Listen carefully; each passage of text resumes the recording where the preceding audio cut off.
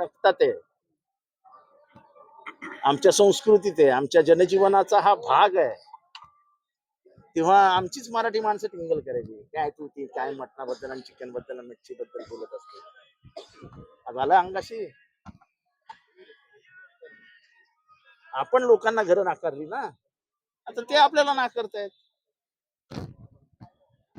हे जागच्या जागी ठेचायला पाहिजे होतं. हे जेव्हा सुरू झालं ना, तेव्हापासून दक्षिण मुंबईमध्ये मला आठवतं, मी बोरिवलीमध्ये एक आंदोलन केलं होतं, मच्छी विकायला गेलो होतो. जेव्हा मच्छी विकणाऱ्यांना अडवलं होतं बोरिवलीच्या रस्त्यावर, तेव्हा मी बोरिवलीत स्वतः गेलो होतो. मला पोलिसांनी अटक केली. जेव्हा राज्य व्यवस्था हे सगळं, म्हणजे आपण मीरा भाईंदर मध्ये पर्युषणला 8 दिवस मटणाची दुकानं बंद करा. का बंद करा? आमचं खाणं आहे ते, इथल्या मूळ माणसाचं जीवन आहे ते. आम्हाला नाही जात दुसरं जीवन. काय झालं त्याच्यात हे स्पष्ट बोलायला आपण का घाबरतो?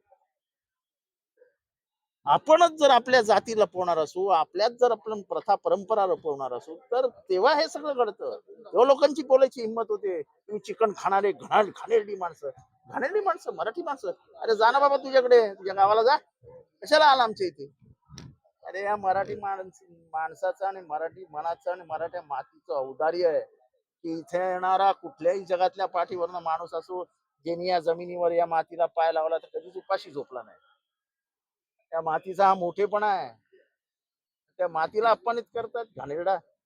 तर तो या मातीचा मूळ माणूस आहे ना.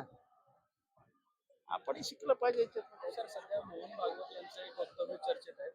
मोहन भागवत म्हणतात की कोणत्याही प्रार्थना स्थळासाठी हिंदू मंदिरे असण्याचा दावा उत्सुक करणं योग्य नाही. राम मंदिर निर्मिती मला झाली वाटतं मी म्हणून पहिल्यांदा माझ्या आयुष्यात, नाही. मला वाटतं मला पहिल्यांदा आयुष्यात मोहन भागवत यांच्या वक्तव्याचं स्वागत करतो की हे बरोबर आहे की उठ सूट तुम्ही ते सर्वे करा, हे शोधून काढा, हे शोधून काढा. मग कायदा केला कशाला 1991 ला presses of religious worship act कशाला केला? राम मंदिर झालं म्हणून कुणी हिंदूंचा नेता होत नाही. त्याच्याबद्दल मला नाही बोलायचं, पण ते जे हे बोललेत ना की वो बंद बंद कराय. तुम्ही एकाकडे तिसरी इकॉनॉमी करण्याची भाषा करताय, 5वी इकॉनॉमी करण्याची भाषा करताय आणि तुम्ही अडकताय त्या मंदिरांच्या आणि मस्जिदीच्याच लफड्यांनी. किती द्वेष पसरवणार हो, किती द्वेष पसरवणार? कसा गेलाय तो खालपर्यंत.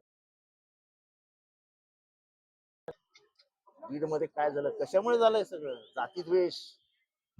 आपल्या लक्षातच येत नाही आपण काय पेरतोय आणि काय उगवणार आहे. आम्ही बोलत होतो तेव्हा लोक वेडात काढतात आम्हाला.